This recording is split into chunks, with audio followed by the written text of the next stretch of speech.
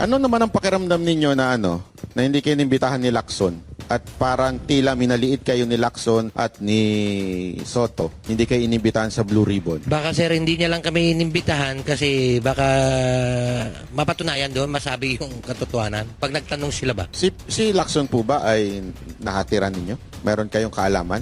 Wala naman. So si Soto lang yung ngayon ay nasa Blue Ribbon o sa leadership ng Senate. Opo, Chef. Puro kabilangin ang tinatanong natin nakatanggap eh. Tanungin natin sila. Kung si VP Sara, nung siya ay secretary ng Department of Education, naghatid po ba kayo sa kanya ng pera?